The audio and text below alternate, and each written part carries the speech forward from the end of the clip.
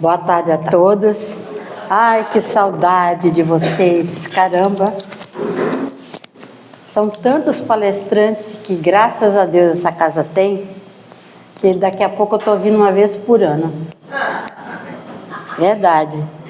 Mas a gente vem, né? Se a gente for dar oportunidade para cada um que está cadastrado, é uma vez por ano. Eu acredito. Então, hoje, como vocês já devem ter lido, né, que a Beatriz publica, eu vou falar do capítulo 17, que é um capítulo longo do Evangelho. Ali tem Mateus, tem Lucas, tem vários apóstolos, mas eu me peguei no último item desse capítulo 17. Que é interessante, o título desse capítulo é Sede Perfeitas, né? E incrível como que é tão completo a sequência que vem nesse evangelho. Ali nós temos o homem de bem na terra, e vamos falando de vários assuntos, mas o último foi comentado por um espírito protetor chamado Georges, no ano de 1863. É claro que foi depois de várias lutas de Kardec, né? Para trazer para nós um evangelho mais salutar, mais informativo.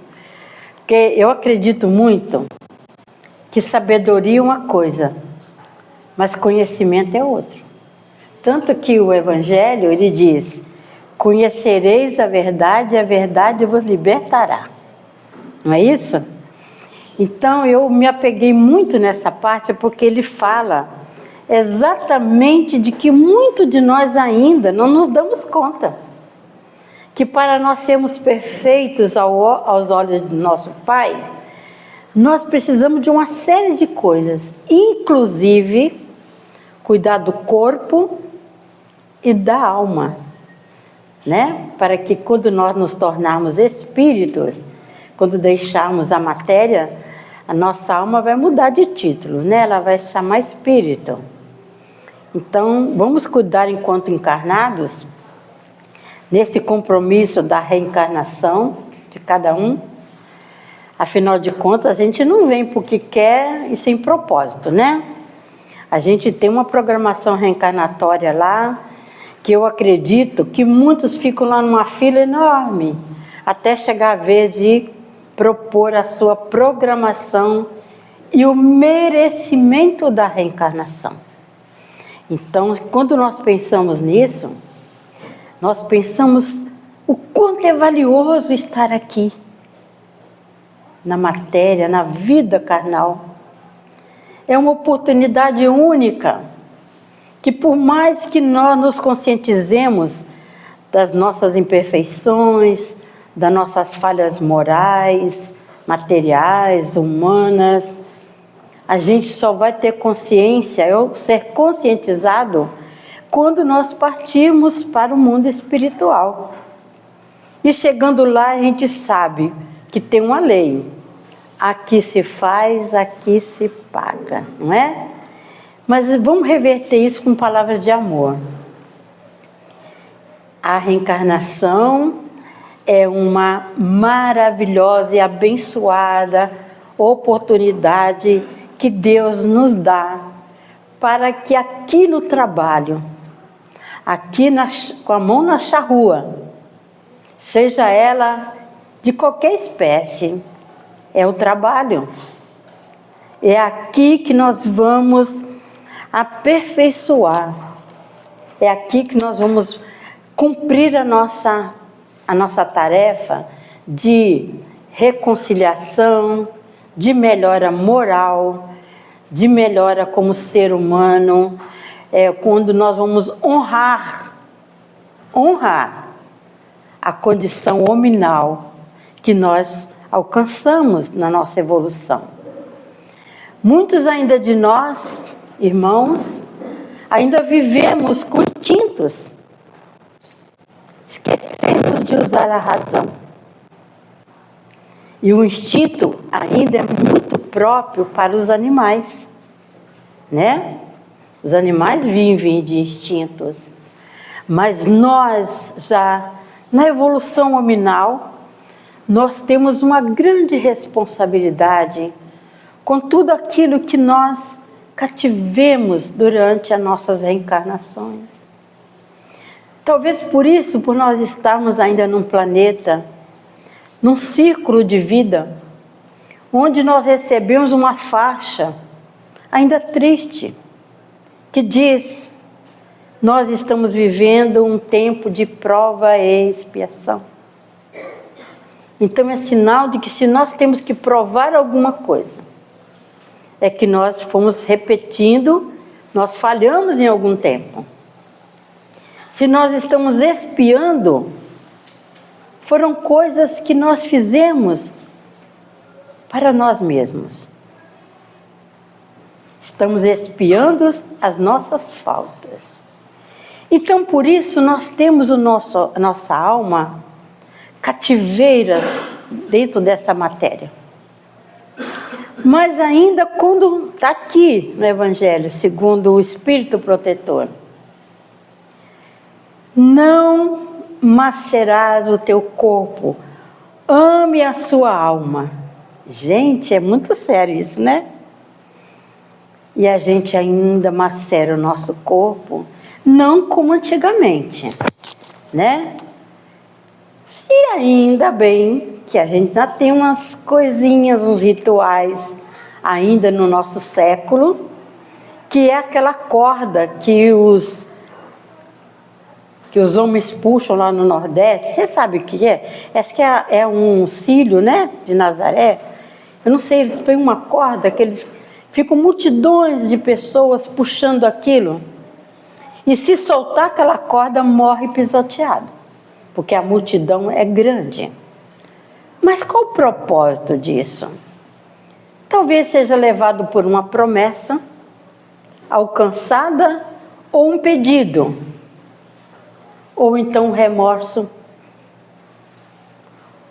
Eu sei que quando a pessoa se coloca nessa situação de não cuidar do seu corpo, jogar o seu corpo em situações que não são necessárias, não está escrito em lugar nenhum que nós temos que maltratar o nosso corpo. Porque o nosso corpo precisa da alma, mas a alma precisa do nosso corpo. Tanto que quando nós falamos, uma coisa que eu acho muito interessante: sabedoria é uma coisa, conhecimento é outra. Quando nós conhecemos nosso corpo, na definição da espiritualidade, nós temos corpo, perispírito e espírito. Então nós carregamos uma trilogia necessária para que nós consigamos alcançar as nossas jornadas e objetivos, né? Jorge fala que muitas vezes as pessoas acham que se castigando ela vai aprender a lição, mas que é o maior castigo do que a gente estar reencarnado num planeta com tanta diversidade, onde nós enfrentamos tanto as imperfeições da matéria, de todos os campos do conhecimento. Ainda somos fracos.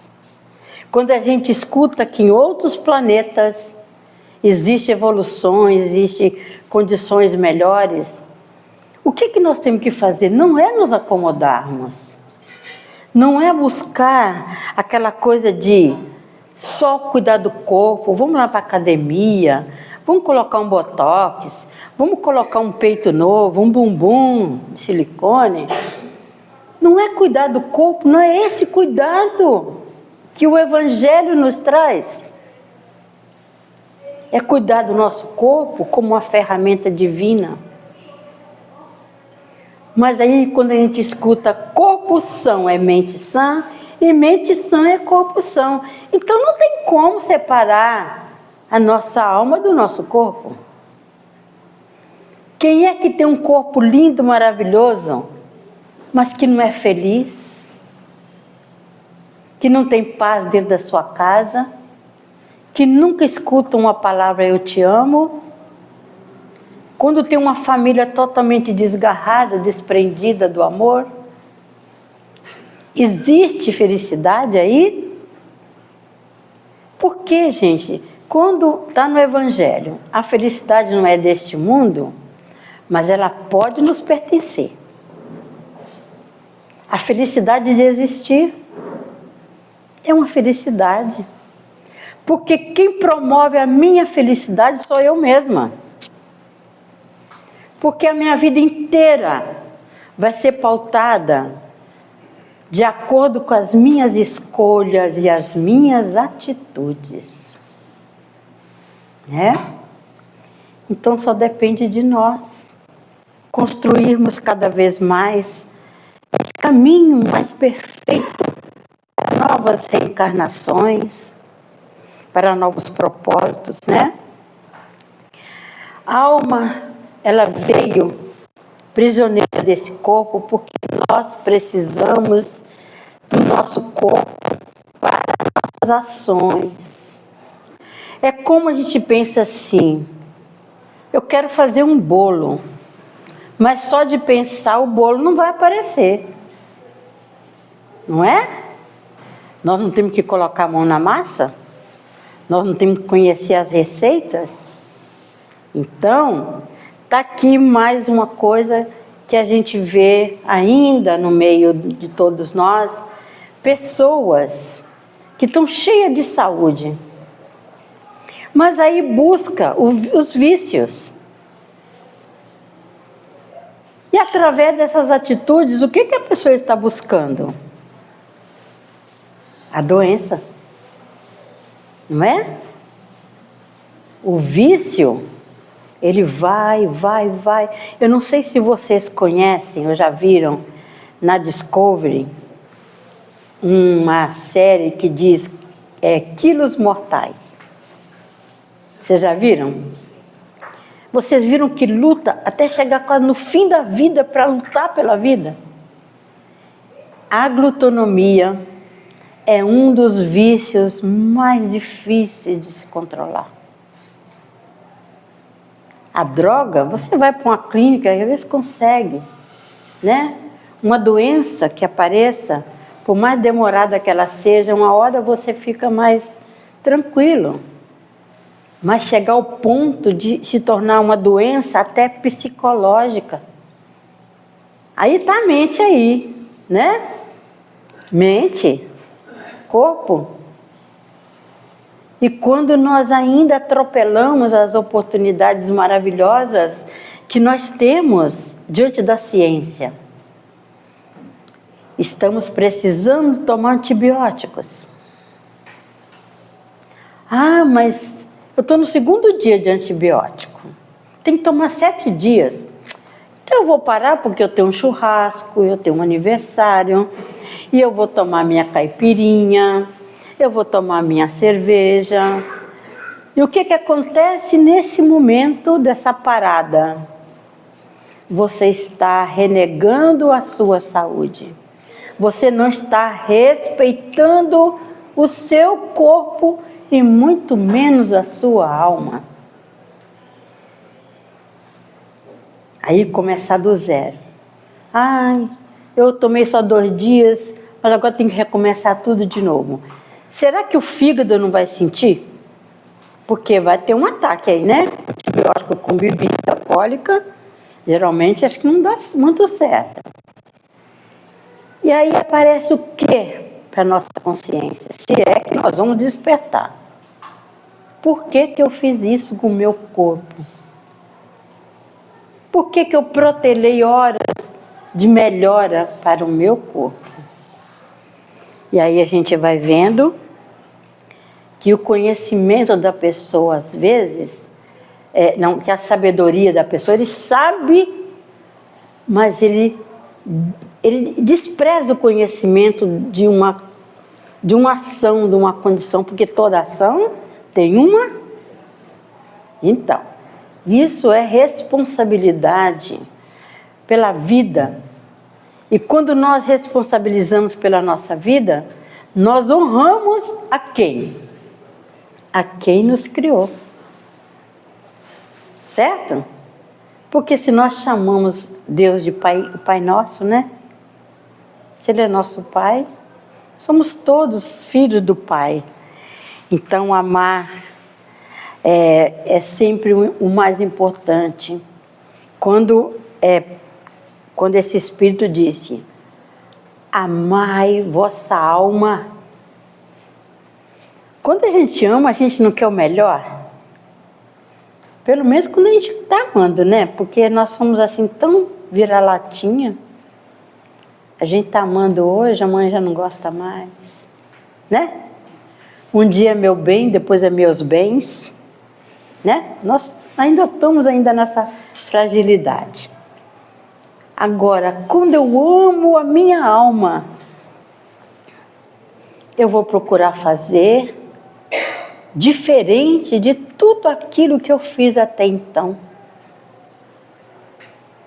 E eu sei o que é amor. A minha mãe me amou, meu pai, meus filhos hoje, meus netos. A gente sente que é um sentimento diferente. Agora, cuidar do corpo, quantas pessoas deixam ainda para depois esse cuidado que é necessário e obrigatório diante da lei de Deus? Porque se Ele colocou no nosso Evangelho essa passagem que permitiu que esse Espírito de Georges manifestasse aqui no Evangelho segundo o Espiritismo, que esse é um ponto importantíssimo para que nós alcancemos a perfeição. E será que é tão difícil, né? A gente, quando vai fazer uma besteira qualquer com a vida, a gente pensa, a minha alma não me pertence. Não fui eu que criei. Eu não parafusei, eu não lanternei, eu não construí, eu não risquei. Pertence a quem? A Deus. Então, quando nós falamos aquele primeiro item do 10 mandamentos, amar a Deus sobre todas as coisas. Aí a gente escuta Jesus falando, todos nós somos centelhas de Deus. Então, e Jesus ainda disse que nós, como os filhos de Deus, nós poderíamos fazer tudo o que Ele estava fazendo de milagre, de caridade, de amor, e até muito mais. Gente, olha aí, esse futuro que Jesus ditou para nós. Eu acredito, sinceramente, que Ele estava ditando da mediunidade, do desenvolvimento mediúnico potencial de ajuda, de amor e caridade, que um homem poderia transmitir a outro homem. Ainda disse mais, só vós, os encarnados, possuem o ectoplasma curador. Que maravilha a gente ter um toque, uma coisinha, que muitas vezes a gente esquece. Quando a gente passa a mão num filho que está reclamando uma dor, essa criança dorme, tenho certeza que seu ectoplasma foi transmitido para aquela dor, daquele que atravessou o nosso coração, o nosso desejo, a nossa fé. E muitas vezes nós não tomamos conta, desse maravilhoso poder que nós temos como filhos de Deus. E é isso que nesse Evangelho, Ele está buscando aqui junto a nós a fórmula de nós nos melhorarmos cada vez mais. Não castigar o nosso corpo. Não se coloque em perigos, porque nós seremos suicidas. Aquele que, ao invés de cuidar do seu corpo perfeito ou não, eu vou contar para vocês rapidinho uma história de um menino que nasceu numa família com Down. O pai se mandou.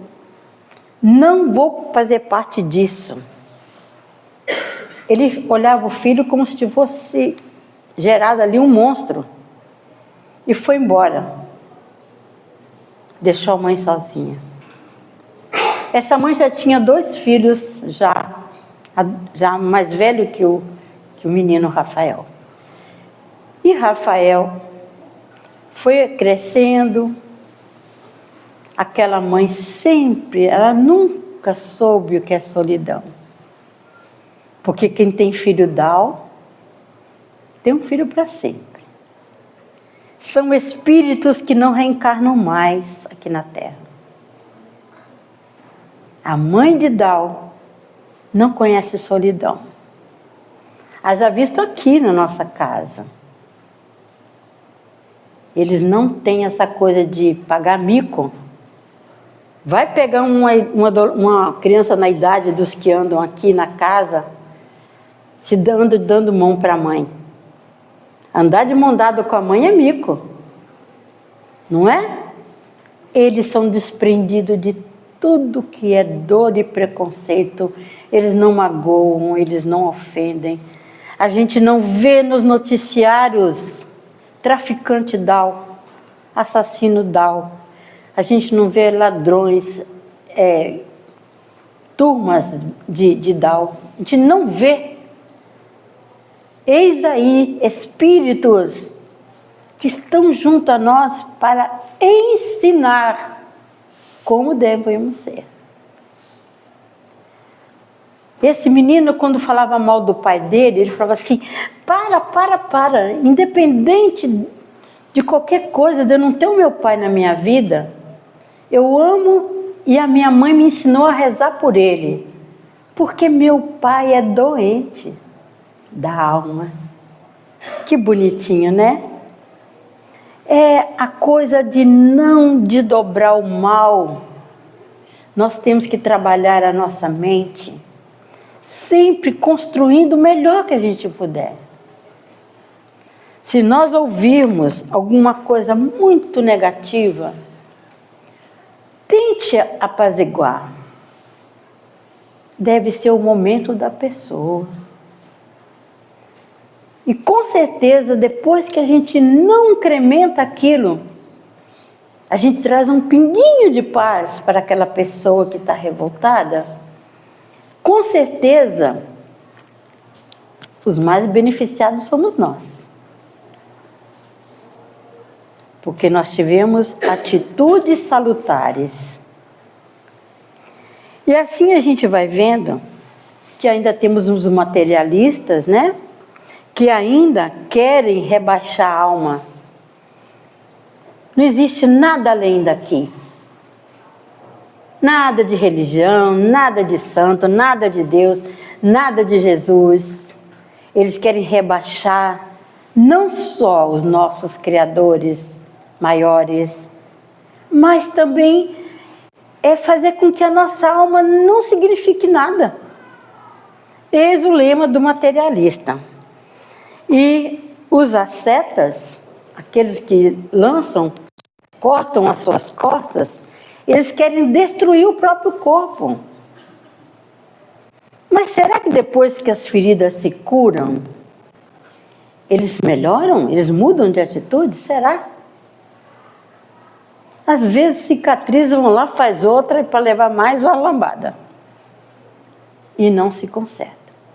E não é isso que os nossos espíritos de luz nos ensinam.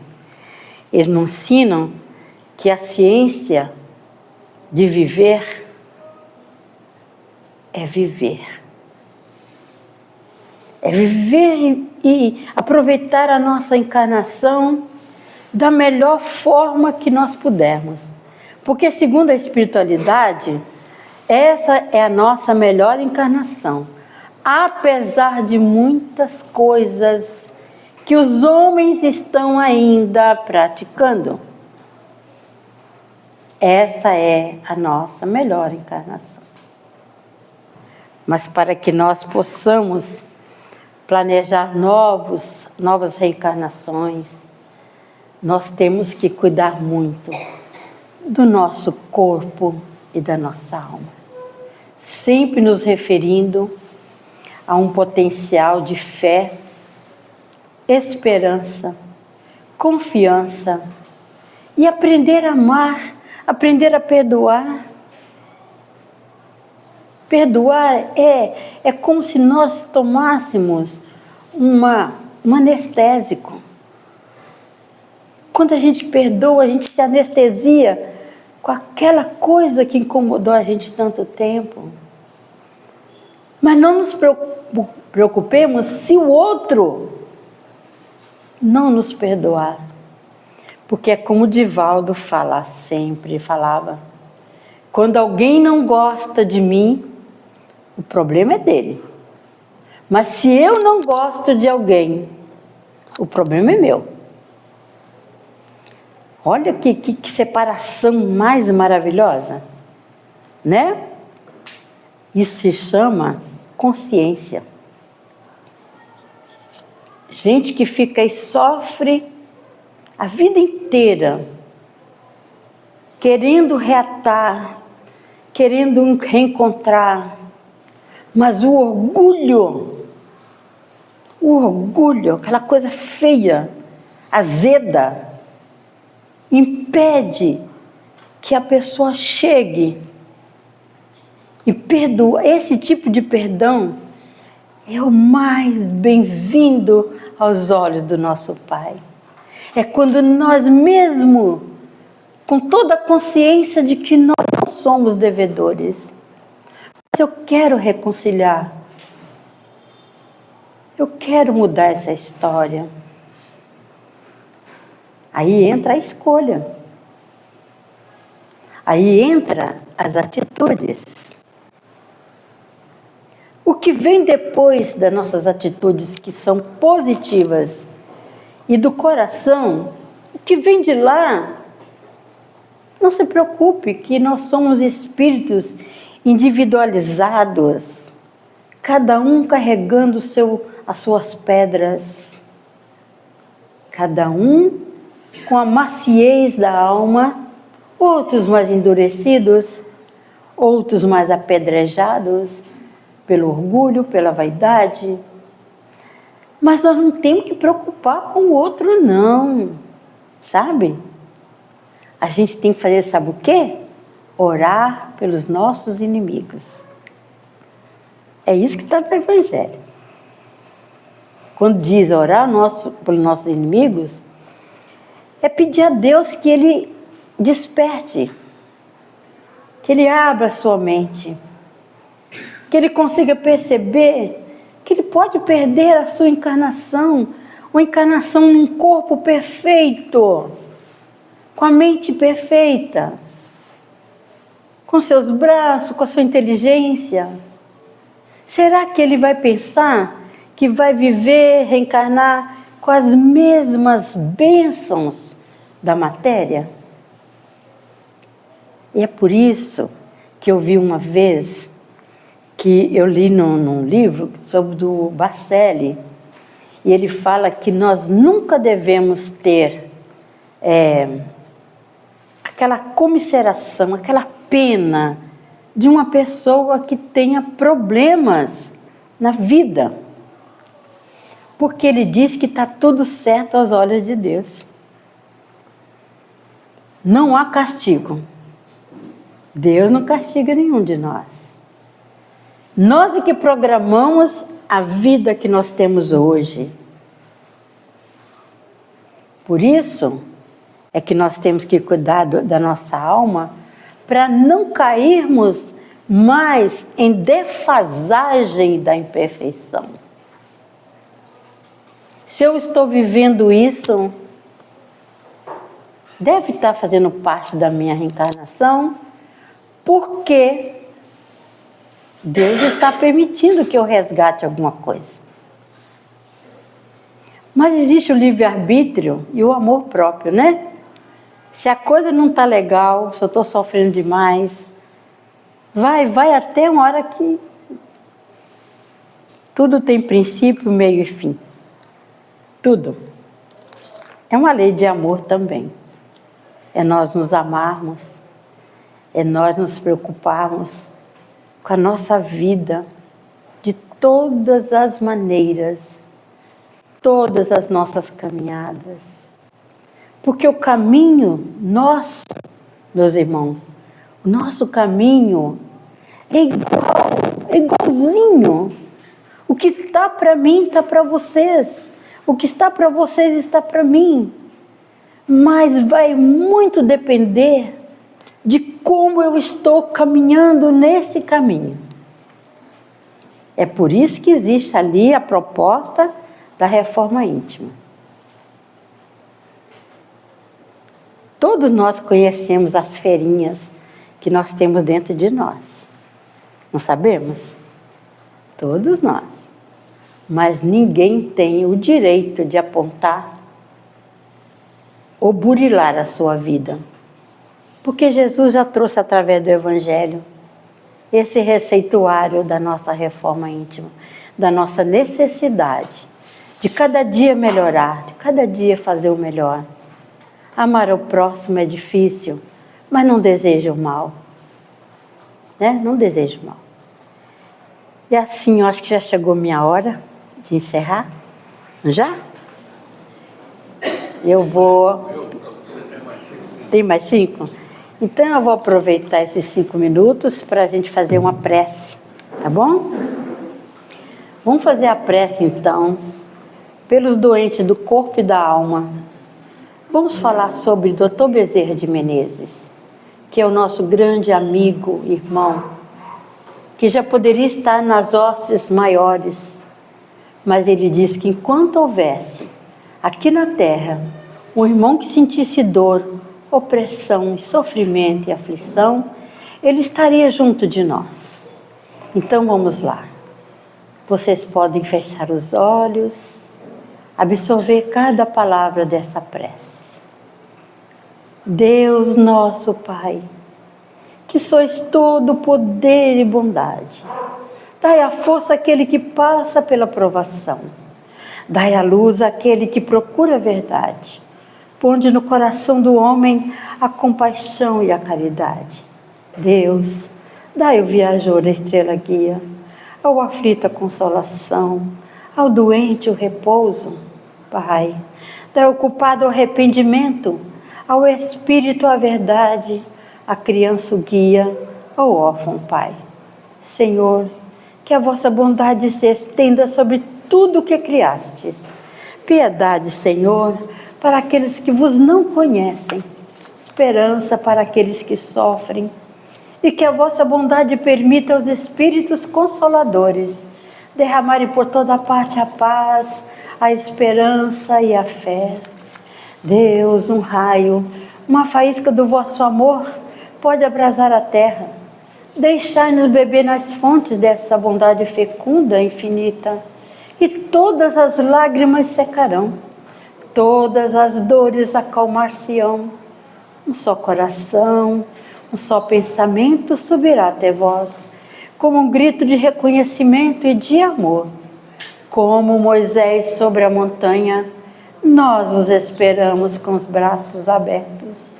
Ó poder, ó bondade, ó beleza, ó perfeição.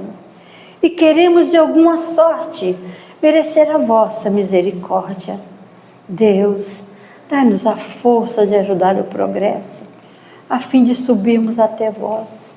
Dai-nos a caridade pura, dai-nos a fé e a razão, dai-nos a simplicidade que fará de nossas almas o espelho onde se deva refletir a vossa santa e misericordiosa imagem. Que assim seja. Perdão, mas eu fiz a prece de Cáritas. Não veio a prece de Dr. Bezerra. Muito obrigada, viu, gente?